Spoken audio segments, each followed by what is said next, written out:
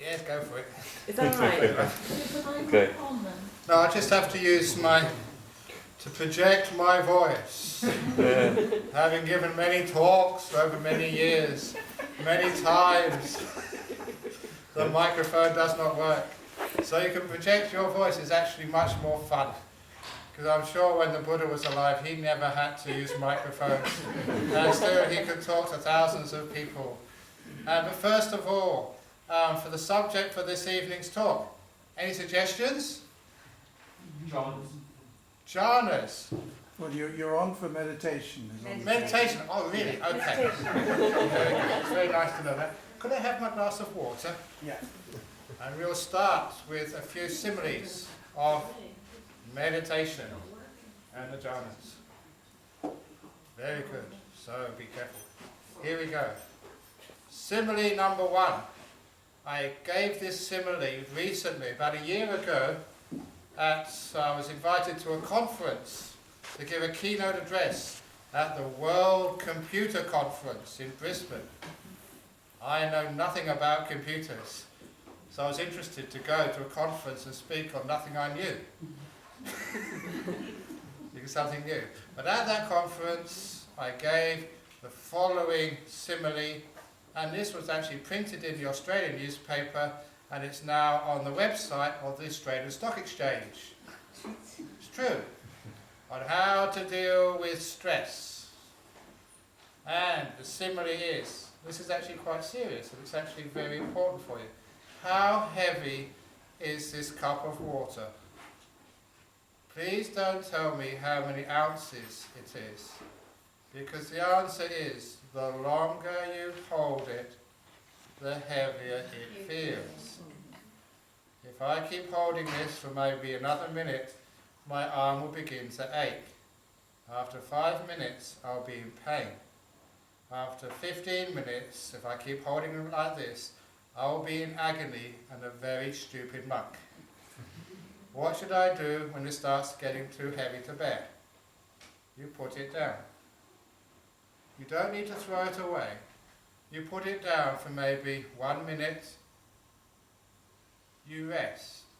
And when you pick it up again afterwards, it's actually exactly the same amount of water in the glass, but it actually feels lighter. If you don't believe me, you can try this at home. Now the point of this simile is, all stress in life has nothing to do with how much water is in your glass, how much work is on your desk, how many responsibilities and duties you have in your life. That is not the cause of stress. The cause of stress is holding your glass for too long, and when it gets heavy, not knowing how to put it down and rest. How to put it down and to rest is a job of meditation. For you must also know it's important to rest, because 5 minutes of meditation, even 5 minutes, is not wasting time. It means after you've rested your arm, after you've rested your mind in meditation, you will find you'll be able to carry your responsibilities and burdens with far greater ease and much greater efficiency. Remember, at work, it's not how long you spend in front of that computer screen, it's how efficient you spend that time. When people are tired because of stress, it means they're not using their brain efficiently. Rest for a few minutes, and the 5, 10, 15 minutes you spend in meditation are made up afterwards by greater efficiency, where you do 3 hours work in 2, and of high quality. That is why we meditate. Now, how to meditate? It's very important. Reason I was a bit late, I was giving a talk to some people in the north of London. In Buddhism, too many people call meditation concentration. That is a very inaccurate translation of the term samadhi. If you ask any Pali scholar, they will say that that translation was made a long time ago. It's way past its use by date. And it also gives the wrong impression of what meditation is. Concentration was something I was told to do at school. Concentrate! It was forceful, it was fearful, and it made me more tense. Moreover, that there are some places you can go for a meditation retreat, where if they call it concentration, it becomes very much like a concentration camp, which is very un-Buddhist, and it doesn't give you good results.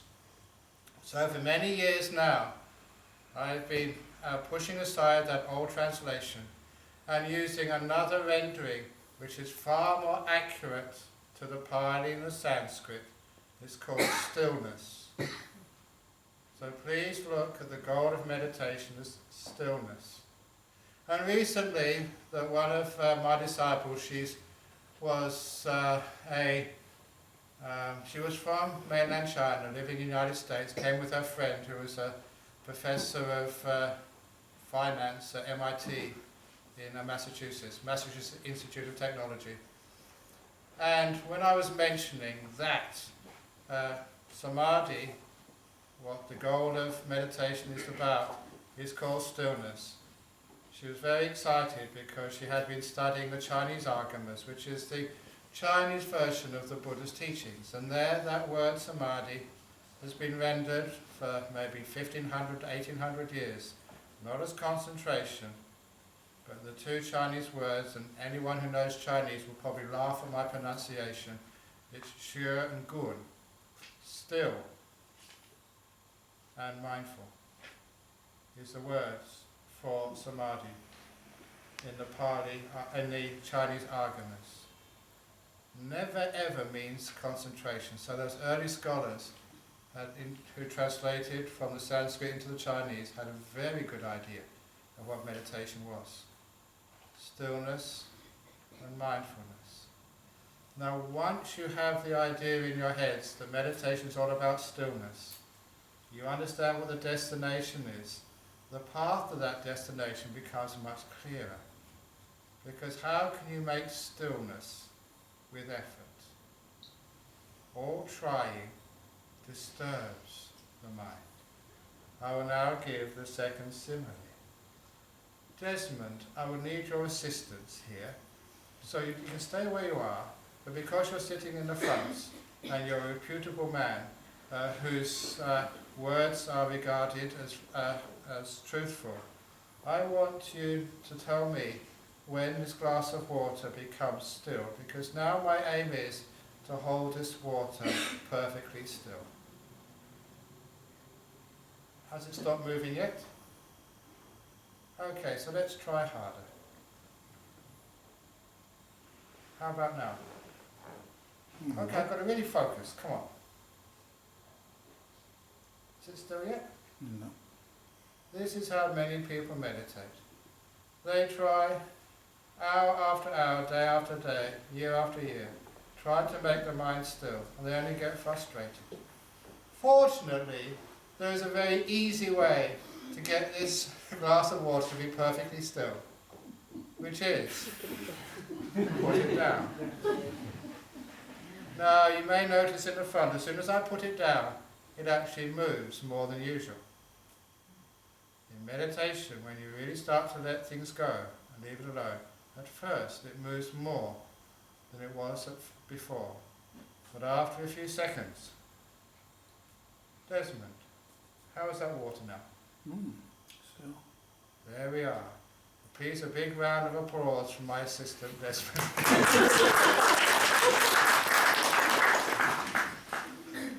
Just like in a magic show. You know. Now, here is a great simile of meditation. You try and make your mind still, and it becomes impossible to do. You get frustrated, and after a while, many people give up. The trick in meditation, to get still, is to put things down, to leave them alone, and watch as they become still all by themselves. before the Buddha became enlightened, he put his bowl in the Narangala River with the resolution, if I am to become enlightened, let the bowl flow upstream against the current. And of course, it did. That was not just an omen for the future enlightenment of our Buddha, it was also an indication of the way that enlightenment would happen. This was mentioned again and again in the teachings of the Buddha.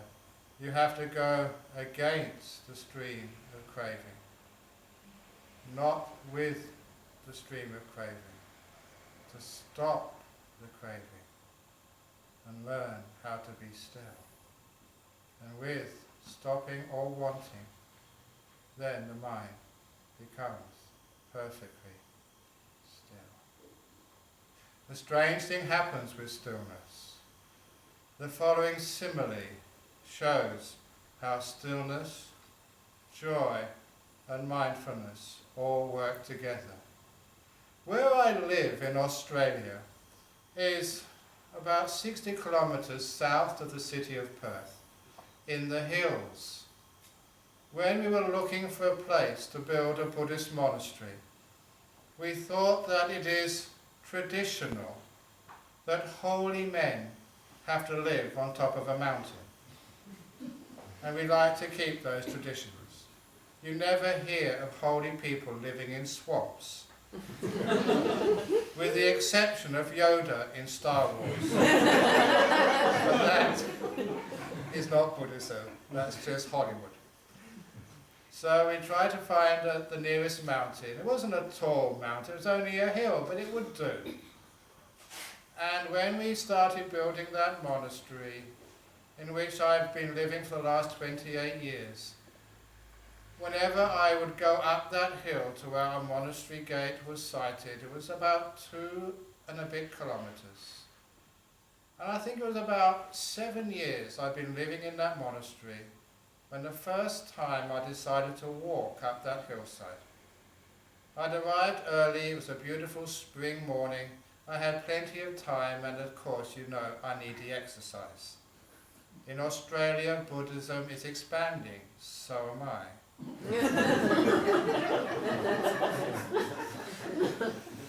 So, for the first time in 7 years, I decided to walk up that hillside. And as I was walking up that hillside, just taking my time, as I looked around, a strange experience happened. I could not recognize my surroundings. The hillside looked totally different than anything I'd seen before, and that was shocking for me. For 7 years I've been going up and down that hillside in a car, looking through the window, and now I saw things I was seeing for the very first time. Why hadn't I noticed them before? And it was such a strange experience, I stopped and stared. When I stopped still, I saw even more things which I'd never ever noticed. Blades of grass, little rocks lichened on the rocks, the tessellated bark of the trees, little flowers poking out between the rocks and the grass. And the whole looked so beautiful, more beautiful than I'd ever remembered seeing through the window of the car. And the whole thing was so surprising that I started contemplating what on earth is happening. Because I was trained as a scientist, and Buddhism is a very scientific, rational religion, some people ask whether it is a religion or not. In Australia, the standard answer is yes, Buddhism is a religion, for tax purposes anyway.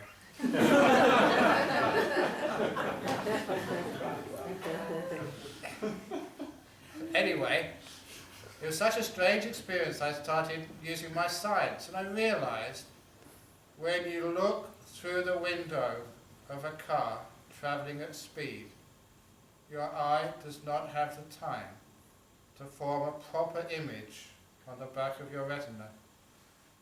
Before another image comes up, dislodges the first, and then another one, and then another one. The images follow one after the other so quickly that not one image fully forms, and the colours made by the chemical reaction on your retina do not fully form either. When you look through the window of a speeding car, you just see flashes, not fully formed, whose colour is pastel or washed out. It just doesn't have the time to fully form. But when you walk, because you're going slower, the image has more time to form and the colours are richer. You literally see more and the texture is deeper. But only when you stand still and look without moving, only then does the image have the time required to fully form with all its detail, and the colours are so deep and rich. Greens like you've never seen green before, with all its different shades.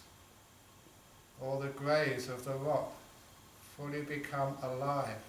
You can see them all, because only now do they fully take their place in the image in the back of your eye, and your mind has the time to explore it all. And it looks so incredibly beautiful. And from that experience, the great simile of why stillness is important, to see what's really out there and to appreciate its beauty. We live life as if in a speeding car looking through the window.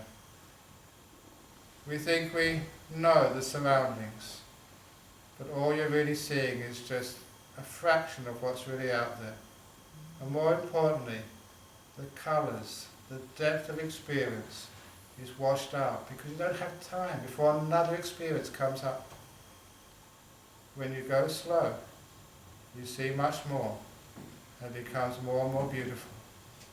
The mindfulness becomes stronger with stillness. And also, surprising to me, but when I read through the teachings of the Buddha, it was obvious, it should have known this. With stillness comes powerful mindfulness and joy. And that becomes the path of the meditation. The more you stand still and just watch, the clearer your watching becomes, and the more joyful what you see becomes. The whole world becomes more beautiful. Surprising, but true. So often it has been, when I've been teaching meditation retreats, people have complimented the cook. What a beautiful, or what a skillful cook we have at our meditation retreats. The dishes are so delicious, but after the retreat, the same cook's meals are not so tasty.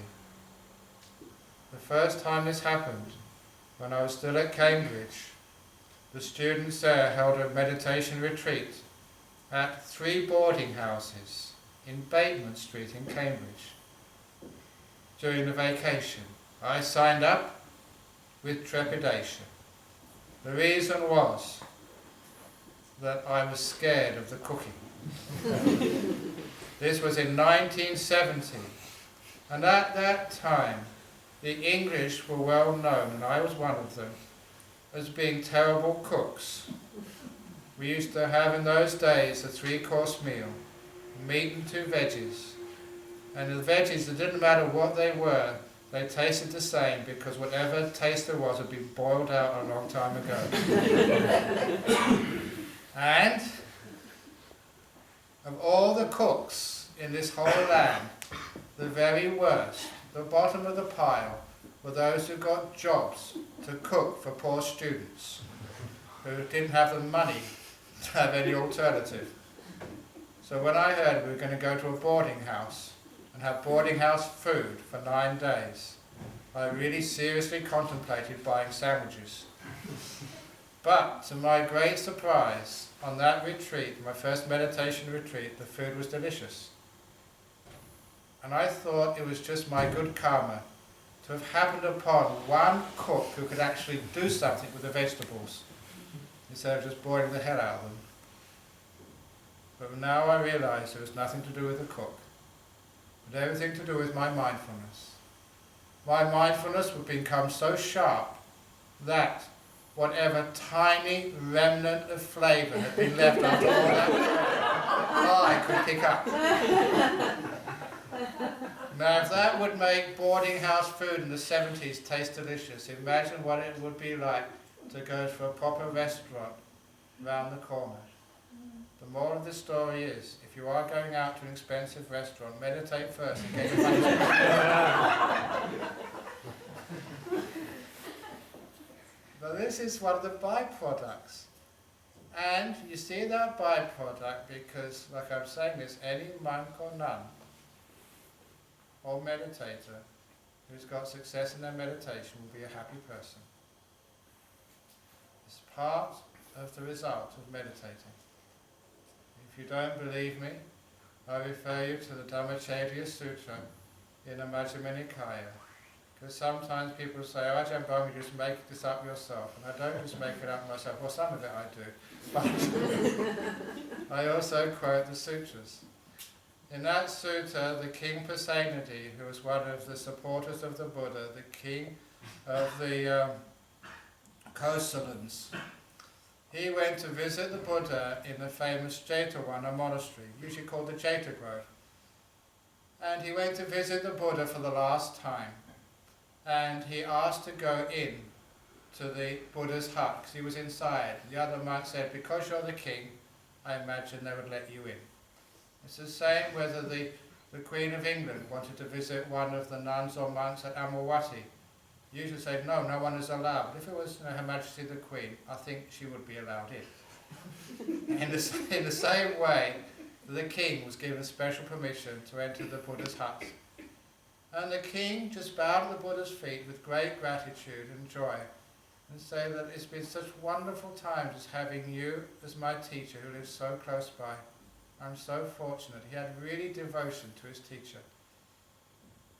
But then the Buddha asked him, said, why do you love coming here? And the answer the king gave, recorded in the sutras for posterity, is really important.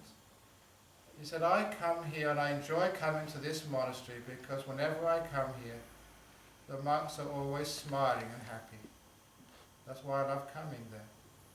And the Buddha replied, yes, great king, that's what you can expect if the monks are having success in their meditation and developing insight. You'd expect them to be happier.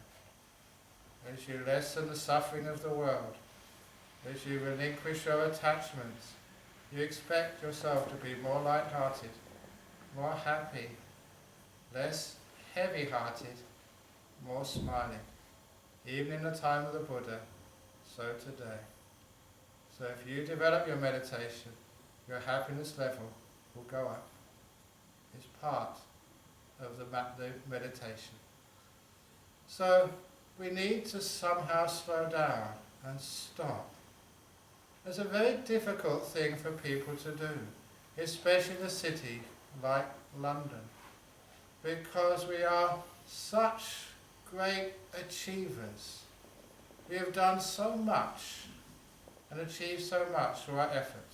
We have to try another way. Fortunately, the Buddha left many, many great teachings on how to let go. And the one which I'm going to focus on this evening, the one of many, is in one of the greatest well-known teachings of the Buddha, the very first sermon, called the Dhammacakkappavattana Sutta, where the Buddha first taught the Four Noble Truths. And in the third Noble Truth, he taught the 4 ways of letting go. How to meditate in one of the core teachings, the first teaching given by the Buddha. The 4 ways of letting go. The first is called Chah, or generosity. You know, in our monastery in Australia, we don't have donation boxes. We have letting go boxes. So here in the Buddhist Society in London, I'm sure that after this talk you can find the letting go box and do the first part of your generosity. But be careful, because some people they do letting go, they do generosity and donations, expecting something back in return. They expect maybe sort of, I don't know if you get a tax receipt so you can get sort of reduction of your tax, or sometimes people give a donation so they can have their name emblazoned on the wall, that this is Ajahn Brahm Hall, or this is Tony Blair, David Cameron, I've got to remember the new title. This is David Cameron Meditation Centre. Think that might happen? No. Okay, well, you have to live in hope, positive thinking. But anyhow, that would not be generosity. That would be what we call buying advertising rights for your name. It's doing business, isn't it? So if you give generosity, you have to give expecting nothing back in return. Otherwise, it's not really giving. And that idea of doing something expecting nothing back is the heart of the first type of letting go. Indeed, my teacher, the famous Ajahn Chah, used to say again and again and again that you meditate not to get attainments, you meditate to let go of things, to give, expecting nothing back in return. To be able to do that is the first type of letting go. So if you're meditating and you want to get something, it's not meditating. You're meditating not to try and get things, but to see how many things can disappear, how much you can let go of, not how much you can gain. The well-known Bodhinyana teacher who passed away, who was an alcoholic, Chah, did he ever come here and give a talk? Oh, yes. He did, a long time ago, yeah. Mm. That's right, because he was up in Scotland, in Saminega first. But he once wrote this wonderful article on spiritual materialism. It was a classic. That in our Western world, we have the materialism of trying to get on in the world and trying to make enough money to retire, a house to live in, a car and everything else. That's called materialism. But he also noticed that it has its counterpart in spiritual materialism, in trying to also get your spiritual attainments. So you say, how's your meditation? So you got first jhana. Oh, first jhana, I got that years ago. I'm on second jhana now. Second jhana, that's really hopeless. I've got third jhana. That spiritual pride is insidious. It reminds me of a story of these four ladies just round the corner having a cup of coffee. They were all Catholics, and one was very proud because their son had just ordained as a priest. They were so proud he said, my son is now a Catholic priest. And when women come into his church, they bow their head and they call him, your reverence. And I'm so proud of him. And the second woman said, that's nothing. My son became a priest years ago, he's now a bishop. When women come in the room, they kneel on one knee and they call him your grace. I'm so proud of him. And the third woman said, they're just a bishop. My son is a cardinal. When he comes in a room, the people actually kneel on both knees to kiss his ring and they call him your eminence. I'm so proud of him. And the fourth woman, sipping her cup of coffee, waits for a while. And then she says her son never joined the clergy, but he plays for Manchester United. He's 6'8", blonde and gorgeous. When women come into the room, they fall on the floor and say, my God, my God.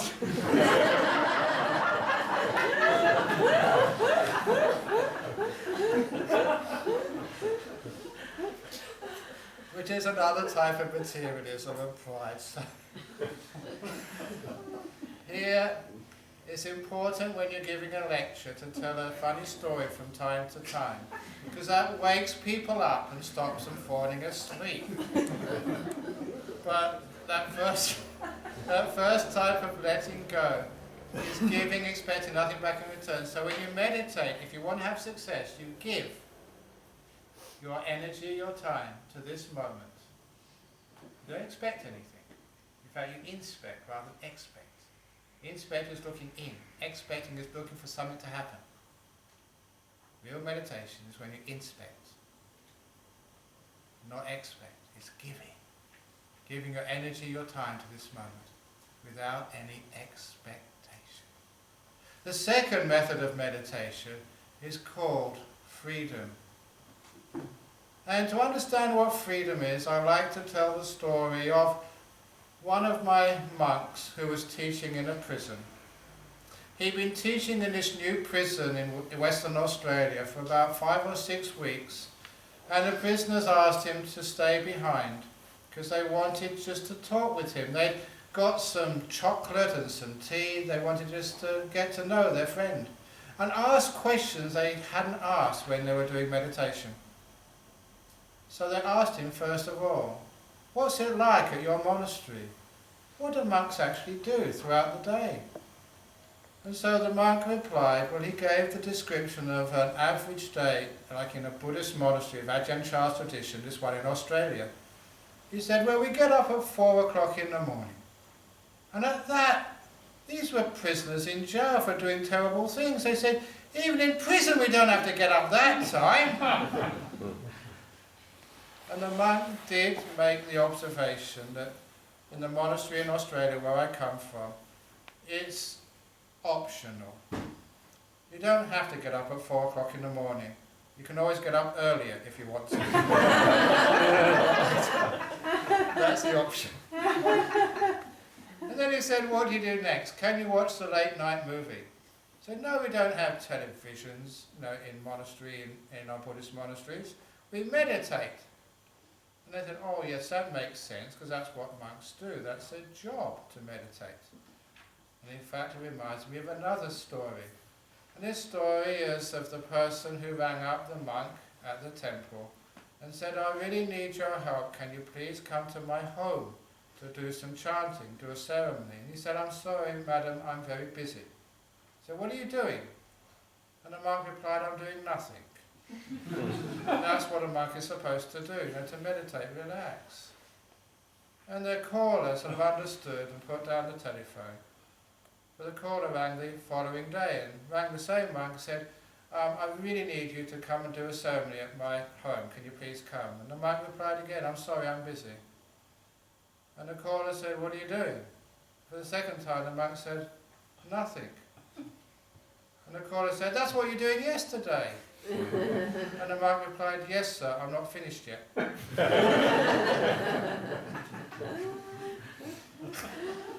That's what monks are supposed to do, and nuns, and meditators, and Buddhists. Just relax, do nothing. And please get that out of the way first, before you do something else. So that's what we're doing, just meditating. And he said, what time do you have breakfast? In my monastery over in Australia, we do have a little breakfast. We have little mugs, and you can have some cereal, and that's all, just some cereal in a mug, nothing more. And the prisoners in Australia were surprised. I think it's the same here in England. The prisoners they can have bacon, they can have eggs, they can have pancakes, they can have toast, fruit, cereals, they can have anything.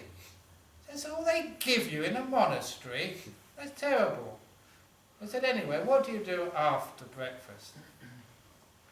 In monastery, you may have been to Amawati or Chittas, the monks have to work quite hard. Many, many times I've been working, labouring, even I'm over 60 now and a senior monk, even I have to get up on the roof and put roofs on and mix concrete with the other monks. In fact, once recently I've just been mixing concrete. With the other monks, we're building another hut, and I enjoy mixing concrete. That's boys' fun. You get all dirty and concrete all over you, splattered with the grey cement, getting really dirty. And after finishing, I was walking back to my hut to have a shower. On the way, I met a Sri Lankan woman who had come to visit. She was a high-class Sri Lankan because she was dressed in an expensive sari, and she had so many bangles on her, she sounded like an ice cream van. There's a few Sri Lankan people here who will know what I mean. She stopped me and said, I've come to see Ajahn Brahm. Where's Ajahn Brahm? Now I'm a smart monk, thinking quickly. I said, well, if you go to the dining hall, he'd probably be there in 10 minutes.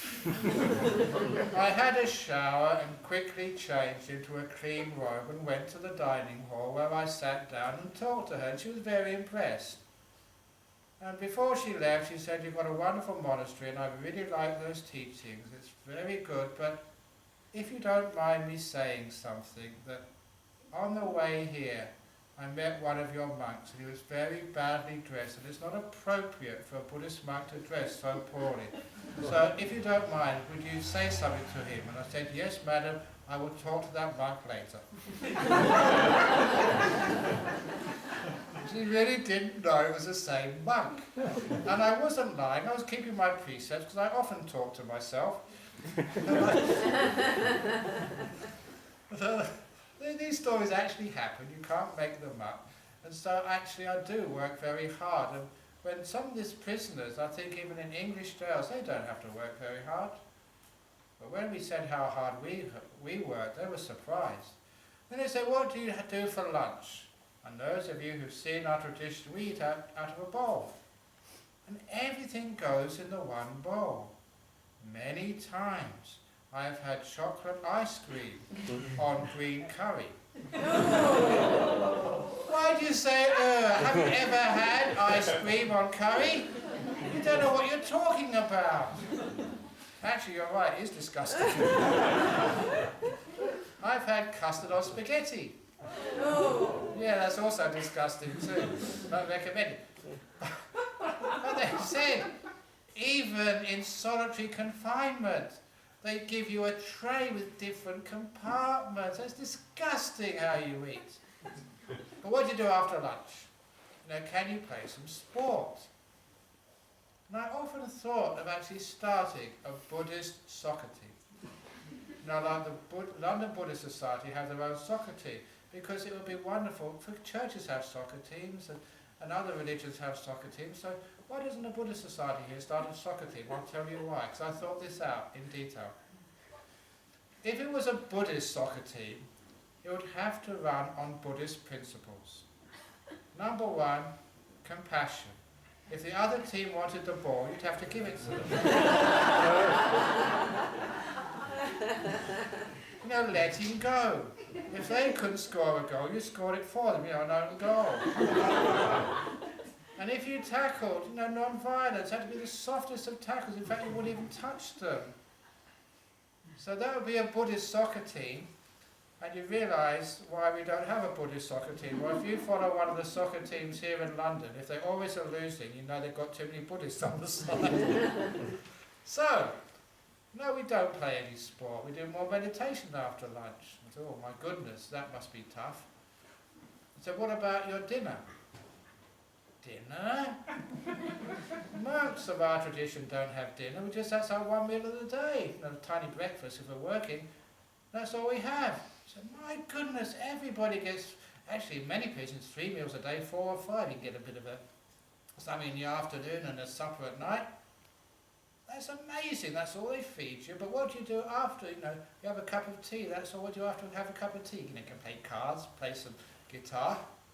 So no, it's more meditation.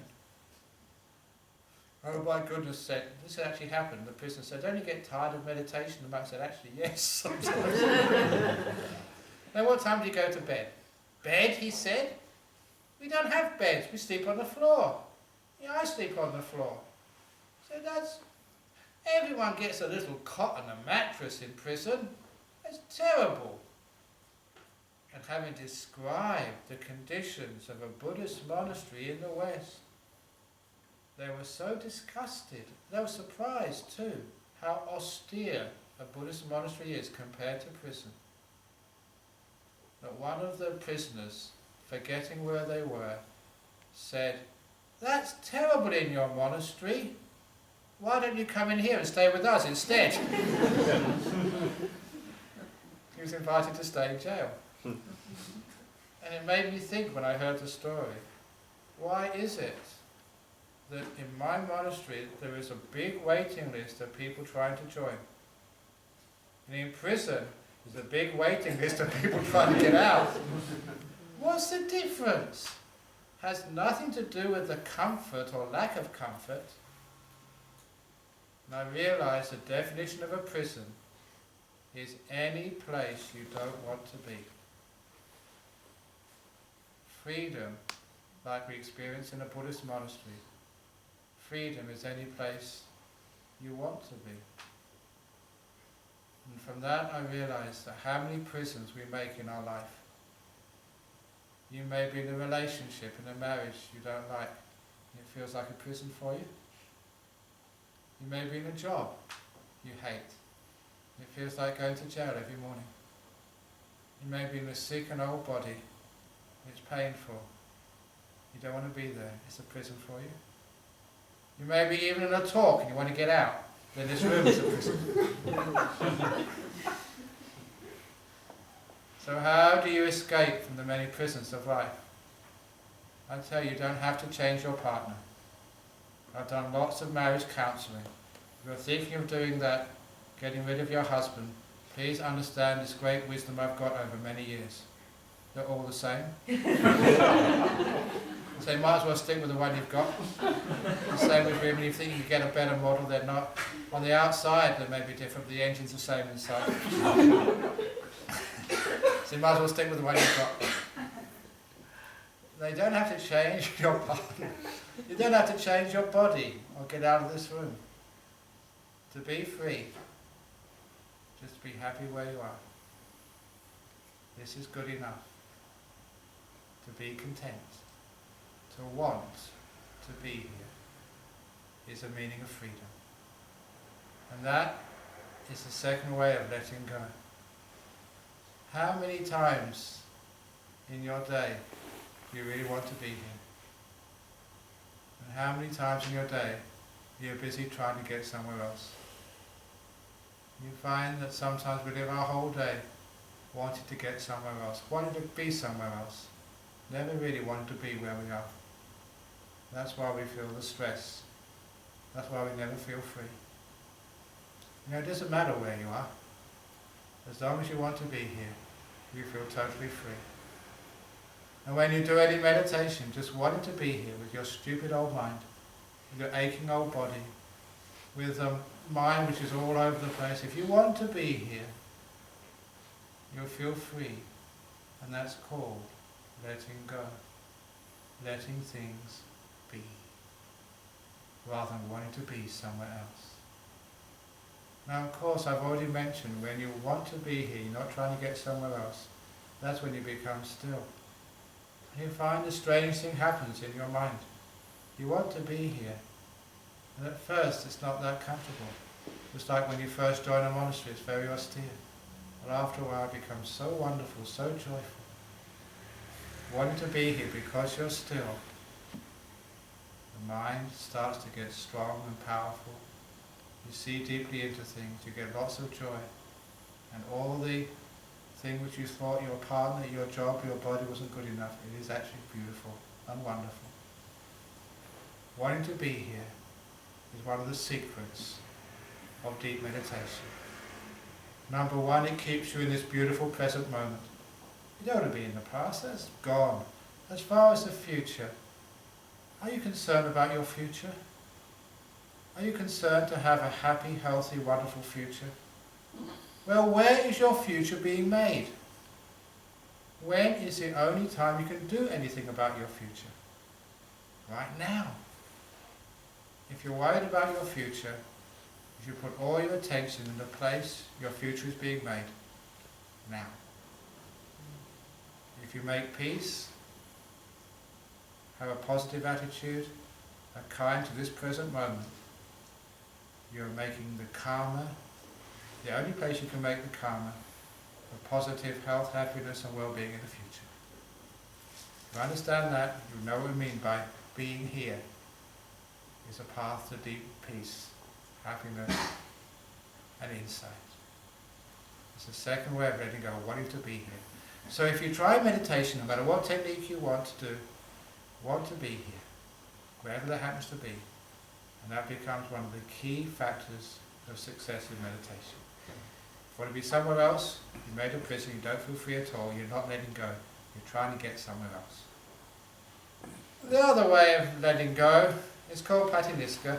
It's called like throwing things away. Now, one of the reasons I've come to England this visit is to see my mother, who's got Alzheimer's disease. And even though she doesn't know me, I know who she is. That's why I have to visit her. And every time I was visiting for many years, I'd always take a memento from Australia. Even this time, someone gave me a little stuffed furry kangaroo to give to my mother. Now, the first time I visited her, I had quite a big toy kangaroo, like a memento of her son in Australia. And she liked it so much, she put it on the mantel shelf of her house. Remember the mantel shelf, this little shelf we have over the fire? So she put this little stuffed kangaroo on the mantel shelf. She loved it very much. A couple of years later, I visited again, and this time I got a small koala bear. And she put that next to the kangaroo. So she had the pair, the kangaroo and the koala. The next time I came, I had a little kookaburra, and she put that next to it. The time afterwards, there was a platypus. She put that on. By this time, the mantel shelf was becoming very full. When the next visit, I had a wombat. If you know what a wombat is, it's an Australian like pig. And she tried to put it on the mantel shelf, and all the other ones fell off. And so she was trying to precariously balance all these animals on this very limited space. And I told her, well, you've had those other things for a long time, throw them away. And she said, no, these are so nice and they mean so much to me. And I said, well, no, you can't get them all on. He said, yes, I will. And every time she put something on, some more things actually fell off. It's called mental breakdown. You get so much stuff in your head, you just can't keep it all in there. Now that is a stupid way of living a life. So I tried to tell her, all the old stuff, let it go. Everything. So you just have the new stuff, the new animal in pride of place. That's why that's a very beautiful shelf. It's only got one thing on it. And if we get another Buddha statue, that one can go somewhere else and a new one can. But you don't have two in the same place. It gets cluttered. I don't know what your house is like. Can you get a vacuum cleaner around the front room, or do you have to move so much stuff? It's hard even for you to move around. Come on, be empty, be free. The less you have, the more freedom there feels. That's why this second way, or third way of letting go is see how much things you can abandon and get rid of. If you want to know about the jhanas, it's like this simile of the hot air balloon. I don't know if any of you have ever been in a hot air balloon, but you may have seen them. They have a big basket and this big canvas or rubber balloon which they put either hydrogen or helium or sometimes hot air, and you rise high into the sky. And you go so high and you wonder, how can I go higher? And so you find these things called ballast, these sandbags. You throw the ballast out, and by letting go of all that weight, you go even higher. And then you look around, what else should I throw out to go even higher? And you look around, it's your sandwich, your little thermos. Okay, throw them out. And then you go as high as you possibly can. Or can you go higher? So you think, what else can I throw out? And then you realize, yes, the basket. So you throw off the basket, and there you are hanging on to the balloon.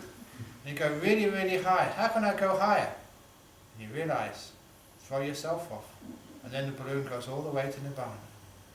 And in that simile, the ballast is all your attachments, which you have to throw out to go high. The past and the future, all your thoughts and everything else. And you go so high and you can't go any higher. And then you think, I've got to get rid of the basket. In meditation, that's your body. I don't know about your body, but my body's a basket case.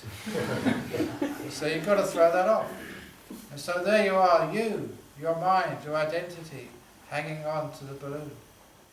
And the only way to go to Nibbana is you have to totally let go of your sense of self. And then you go way up, all the way to nirvana, with nothing left, no weight. You've let go of everything. So in meditation, if you ever get stuck in meditation, what can I throw out? Past, throw it out. Future, throw it out. All the thinking. Are you one of these people who thinks a lot? Oh, come on. I will now teach you how good you are at not thinking. This is a meditation teacher's trick, an exercise. Because I remember once going to Singapore and teaching all these execs meditation, and they said, look, we can't stop thinking. I said, yes you can, no we can't, and I'll prove it to you. I asked them to please listen to me as I'm speaking, but don't just listen to my words. I want you also to be aware of the reaction inside your head as I'm speaking. Because as I'm speaking, you'll begin to notice that I'm speaking with some pauses between my words. In those spaces, what was going on in your mind? You weren't thinking, but you were perfectly aware. There it was again. Now you know what it feels like to be aware and silent. It's not that hard, is it? You know, because of that, I've been trying to invent some more meditation techniques so that people can know how to be silent. And so over in Australia and in Singapore, I don't care what type of Buddhism you are. Mahayana, Vajrayana, Hinayana, Theravadan, I don't care. It's all Buddhism as far as I'm concerned. So I use anything from anywhere. Look, sometimes people, I use things from other traditions so much that people often ask me, Ajahn Brahm, what are you? You know, not the normal Theravada monk. I said, no, because in our modern world, the 21st century, we have to have synthesis. Let's all work together. So I said, let's actually get all the three yanas into one. So I take the H from Hinayana. I take the Aha from Mahayana. And the Yana from Vajrayana, the three great traditions. What does that spell? The Hahayana. Yes, you've got it. You're another Hahayana. It's more fun in Buddhism. So I'm the Hahayana tradition. Hinayana, H from Hinayana, Aha from Mahayana, Yana from Vajrayana. Anyhow, so I use the most famous mantra is the Om Mani Padme Hum. So now this is serious. If you want to learn how to be silent, especially when you're meditating, you can try this little technique. It's very successful. When you close your eyes, you can recite the mantra to yourself, Om Mani Padme Hum. But please put some spaces between the words. Om Mani Padme Hum. Om. If you're thinking a lot, close those spaces down. Om Mani Padme Hum. But as you get quiet, open out those spaces, make them longer. Om Mani Padme Hum. So it becomes a little mantra you can work with. As you get more and more silent, extend the spaces until they get really, really long. And you learn how to be aware without even thinking anything at all. You get used to what it's like to have silent awareness. If you have lots of thoughts, again, close those spaces down. So as you're developing your mind, you can actually use that length of spaces between the words to train yourself to be someone who can be silently aware. You know, it's an incredibly enjoyable place to stay. And it shows you just how you can be fully aware without one thought going on in your mind. And that has huge benefits. You can go out into nature and enjoy the trees and the grass and the stars in this beautiful silence. There's that great story from Lao Tzu, which I often quote. He would go on a walk with his disciples every evening. One disciple, but they had a golden rule: you had to keep quiet. You couldn't say anything. And one day he went on a walk with a new young disciple. They came to a ridge on the mountains at sunset, and the poor young man, he forgot the golden rule of silence, and he blurted out, "What a beautiful sunset." You've broken the rule.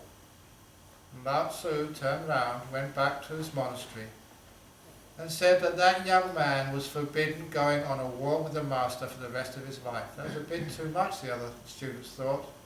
So they tried to intercede. And anyway, they said, "What's wrong with saying something during the walk?" And that was when Lao Tzu said, when the student said, "What a beautiful sunset," he wasn't watching the sunset anymore. He was only watching the words. That was such a profound statement, and when I first heard that, I understand why we're silent in meditation. You have a choice. You can watch the words, "What a beautiful sunset," or watch the sunset itself. And you find the most beautiful thing, the closest to truth, is a silent observation, not the observing the words. You know, much of your life you just watch the words. So when you learn how to be quiet, running, you train yourself to watch the things themselves rather than their labels. So that becomes how to be silent, how to let go, throw away all of this thinking. Because you know the thinking is your knowledge. And never let your knowledge stand in the way of truth. If you understand what I mean, you understand that all the knowledge in the world actually hides you from the truth. You don't see what's there, you see what you've been told to think is there. What you've learnt, rather than what's actually there. Anyway, that you throw away all the thoughts. Throw all your wants, anything, so you can throw away. In meditation, if ever you get blocked, you must be, I'll be throwing away time. So, quickly, the other way of letting go is having what we call the Teflon mind. Nothing sticks to it. In the time of the Buddha, he called it the lotus leaf mind. Because you can urinate on a lotus leaf and it all flows off. It doesn't create a bad smell on the lotus leaf. Or you can pour Chanel No. 5 on the lotus leaf and that too just rolls off, leaving no residue. So we have to develop a mind which leaves no residue at all. So someone calls you a pig and it leaves no residue. That's why you have two ears for, one to go in and one to go out. Come on, use it. Why do people get angry? It is because they don't call you a pig once. Calling you a pig once is easy. What usually happens, after they called you a pig, you start thinking, they call me a pig.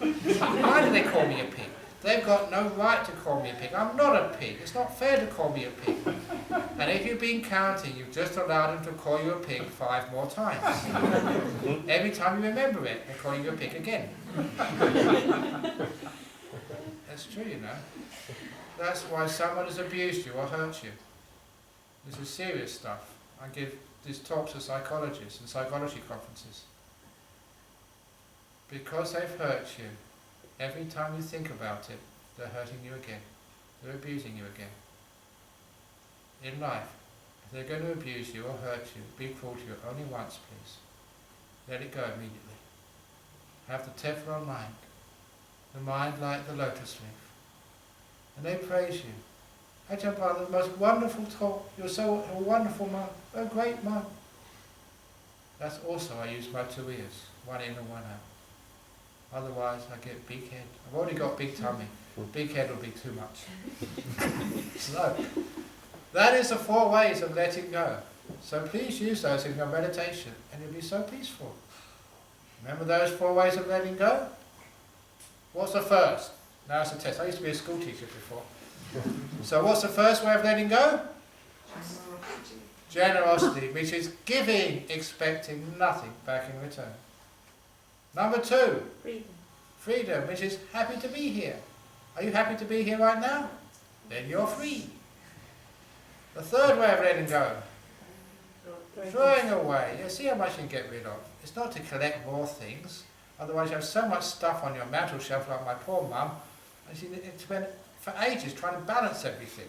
Do you feel that life is just so many things to balance? Throw the lot away. If you want to go really high, see how much you can throw out your basket. And lastly, having a mind like the lotus leaf. Nothing sticks to it. Praise or blame, happiness or suffering, you experience it in the moment, then it's gone. Then you feel very peaceful. And then the meditation happens. And the more you let go, the more things disappear. You get, because that's what stillness is. As you get still, things vanish. Just like I was telling earlier, I once went to a meditation retreat at Throssell up in Northumberland. It was in 1972 or 3 or something. And we had to face the wall with our eyes open. Strange thing happened. After a while, I was looking at that wall, it vanished. That's really weird. But I realised afterwards, it's the nature of your brain. You will only notice things which change. Your brain is not wired to notice things which stay the same. The hum of the traffic in the background, you just don't notice it. The taste of the saliva in the mouth, you don't notice it. As long as it's constant, it's not noticed. So that's what happens while I was washing a wall. Nothing was moving, so the brain turned off. It wasn't important anymore. It vanished. That's why when you're still, things disappear. Because you're not moving, your body vanishes. Your eyes are closed, sight vanishes. There's no sounds happening, sounds vanish. Your whole 5 senses disappear. When they're let go, what's left? That's your mind, the 6th sense. That usually appears as a beautiful light in the mind, the nimitta. Exactly the same light you see when you die. Near-death experiences? You die, 5 senses stop, you see this beautiful light. Exactly the same. That is your citta, the radiant mind in Buddhism. That's your 6th sense. Keep that still. And then you go into the jhana realms. The whole thing disappears. You're vanishing, little by little. That's a great advertisement for my latest book. Available for wisdom publications or by Amazon. The Art of Vanishing by Ajahn Brahm. You've got a copy there. Amazing. Would you please stand up, madam, to see? Is it available in the bookshop downstairs? Yes. Great. The Art of Vanishing. For more information, you will see it there. There's not many more copies left, I believe, because they have all vanished. Thank you for listening. Now can we have some questions and answers? Yeah. Okay. So, some Q&A. Who's going to ask the first question? Very good, thank you. When you were a young novice monk, Yeah? what did you find hardest to let go of? Oh, it's amazing that when you became a monk, you had to let go of sex. I had girlfriends. I was an ordinary young man, so I had to let go of girlfriends. And then as soon as you let go of girlfriends, you really got into food. And then I let go of food, and then you got into other things. It's really hard to let go, because as soon as I let go of one thing, I got attached to another one. You ever notice that in life? And that's when I realised that you have to be very careful, because as long as you've got a sense of self, you'll always be attached to something. I developed this simile of the hand. Because I always noticed I was always picking up things. You know when you give a talk, you pick up something and you pick up and fiddle with it. So come put it down, behave. And I realised that's what a hand does. It picks up things. That's its function, its nature. And the only way to stop my hand picking up things is to cut off my hand. And then I won't pick things up anymore. The only way to stop yourself attaching to things and picking things up is to cut off the sense of self, the illusion of I. Otherwise you won't be able to do that. You know, I thought I was so smart. I thought I invented that simile. Later on, after I told my friends, maybe a year or two afterwards, I found that in the Samyutta Nikaya, the Buddha's simile of the hand. That was freaky. I discovered a simile which the Buddha had already discovered. But anyway, that's why I had to give up. Food was the big one. Yeah. I have to start by saying that I found you on YouTube a year and a half ago. Really? I've been watching you every Friday, when they On the publish- Friday night talks, yeah. Absolutely fantastic. Yeah. I've made a bit of it. Sorry, I'm maybe big-headed, but I have to just say thank you very much, and please continue to Yes, broadcast no. those YouTube, because there are No. people like me out there listening. Yeah, no, I deserve that praise. You deserve that praise. Oh yes, I know that one. You've done that. I've done that. I've seen so many. Yeah. Yes, so don't worry. Can I ask you a question, please? Now, pause a moment, but just for other people, why is it that no one receives praise? You say, that was a wonderful introduction, thank you, Desmond. So, oh no, it's nothing. Because I see myself, people say, oh, you did such a kind thing. Oh no, I don't think nothing about it. But you criticise, and you stupid monkeys, you told stupid jokes again. We heard that last time. I said, oh yes. Why is it we receive criticism, we don't receive praise? And it's because we receive criticism so much, we make a mistake and someone tells us off, we remember that. That's why we get depressed. Why depression is such a big thing in our Western world, because we love to receive criticism. And when praise comes our way, oh no, it's nothing. No, I shouldn't do that. So next time someone says, thank you, you did such a nice thing, say, yes, I'm glad you noticed, I deserve that. Receive it for goodness sake. And then you won't get depressed. You don't get big-headed, you get big-hearted. It's true, try it out. When people praise you, receive it, and you do it again. Reject it, and it's a wasted opportunity. It's So all you- true. So yes, wonderful question of yours. Well done. Um, You go receive it. No, just I enjoy all your stories that you Yeah. tell, and my favourite story is your two bricks story. I'm which is British, that's very famous. very, yeah. very. I just wanted to ask you: did you have a particular favourite story of your own that's made a big difference to you in particular? Well, there's many, maybe. I know there's no. But perhaps the biggest one was that story of my father, the opening door of your heart. It's a great story. And for those of you who don't know that story, and it's very, very moving, and I do it for my meditation my whole life. That was when I was about 13 years of age, and in Acton, where I was brought up, it was a poor part of Acton on Churchfield Road. I remember the street, just opposite. For those of you of my generation, used to have an ice cream shop called Tony Boss. Some of the best ice cream, much better than Walls, they got taken over. It's Italian, just a home company. It's brilliant ice cream, love the stuff. He just parked his car, an old car, and he turned around to me. I was a 13-year-old kid, and he said, son, wherever you go, whatever you do, however you turn out in this life, I want you to remember this thing. It's important. Remember this. The door of my house will always be open to you. It's a beautiful saying. But as a 13-year-old, I didn't understand what he meant. Except it was important. That's why I remembered it. And only later on, when I became a monk, I started thinking about that. His house was a council flat. In those days, 50s, we were so poor, we would never lock the door. In fact, we'd often leave it open, hoping a burglar would come in, take pity on us and leave something. I realised it wasn't his house he meant, it was his heart. And as soon as I made that connection, just a whole world of beauty and freedom and forgiveness and dharma and love and metta just opened up. Because what he was saying, son, wherever you go, whatever you do, however you turn out, remember the door of your Father's heart will always be open to you, no matter what. that meant an incredible amount to me. I'm getting emotional now even as I tell that to you. Years ago. It was the first time I received unconditional love. Specifically. And at that, I couldn't sort of just say, oh, I've got a blank check now to do whatever I want, I've got a father who'd always look after me. It inspired me. I just wanted to live up to that guy and do something which was really worthy of that. And I realised I've been doing that to other people all my life. So that I don't care what you do to me. You know, you can sort of criticise me, you can throw rocks at me. The door of my heart will always be open to you. No matter what you are, no matter who you are, no matter what you do, all of you in this room.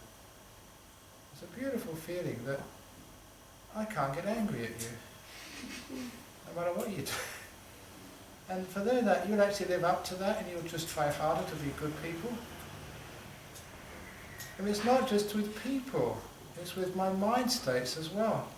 I look at my mind and sometimes it's really stupid, sometimes it gets tired, sometimes it tells terrible jokes. For example, did you hear about this beautiful blonde who stole a policeman's heart? He booked her for cardiac arrest. It's a disgusting joke. Cardiac arrest, okay. Stole a policeman's heart. Okay, very good. It's not that funny, but I opened the door of my heart to my stupid jokes a long time ago. So what that actually means is you can accept yourself. You can accept life. I can accept all my stupidity. I can accept coming late today. You have to open the door of your heart. It's life. It's not intended. And the most important thing, which I found, that it's not just doing that to somebody else. Look, those of you in a marriage or a relationship sitting here, please tonight turn around to your partner. Maybe, as you're going out, or sometime, please tell them, look, partner, look, I love you, I really care for you. Let's take it to the next level. Whatever you do in your life, you're my lover, my soulmate, my partner. The door of my heart will always be open to you, no matter what you do. Even if you cheat on me, I'll always love you. And I mean that. You're just taking it way up there. And you find out they won't want it, they can't do that. Gee, if she said that to me, if he said that to me, I'm not going to waste this. I'm not going to destroy this. And then one day, say it to yourself. Look at yourself in the mirror, or just in your meditation. Me, this person I can never get away from, no matter what I've ever done, said, behaved, wherever I may go, the door of my heart is open to me. Come in. Come in, me. Stupid Ajahn Brahm. All the terrible jokes, silly things I've done in my life. And I've done my fair share, as each one of you have. Come in. And be whole. Be at one with yourself. And all that guilt, pain of the past, fear of the future just vanishes. Each one of you here has to do that one day. It's like becoming enlightened. Being at total peace with yourself, with all your stupidity, all your idiocy. Being at one with yourself. You don't have to be perfect to be enlightened. Just love yourself. Embrace, accept yourself. And you feel totally free. That was the most moving story. And I use that in so many different places. You make some mistake in your building. I'm opening the door of my heart to those mistakes. The aircraft gets late. You open the door of your heart to it. It's just life. It's not fighting it. And then you really are at peace. That's my favourite. Thank you very much. Have you got any other questions, or have you got announcements already?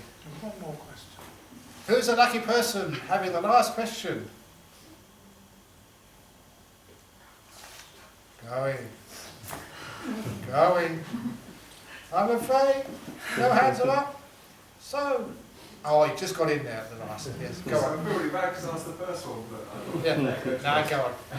Well, just take those two answers together. there seems to be a bit of a tension because you lose your sense of self, but you've also got to accept yourself. Ah. Is that the great mystery? Well, it's a sense of accepting just life, accepting just the fact that yourself is totally indefinable, always changing.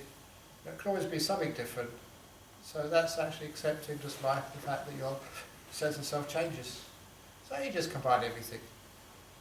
Just like the story of the 7 blind men, not the elephant and the kangaroo.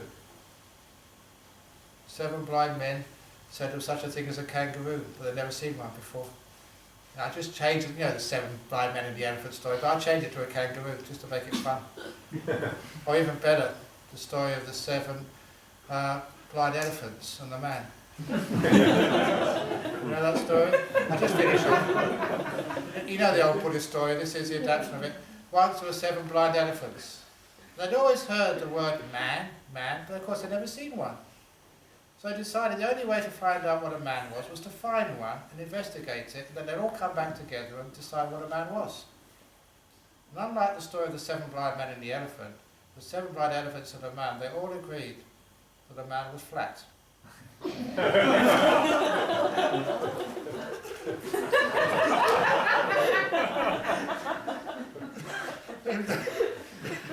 you don't understand that Buddhist joke, you can come and ask me afterwards. Thank you so much. Okay, I really enjoyed myself here. Great to be here again.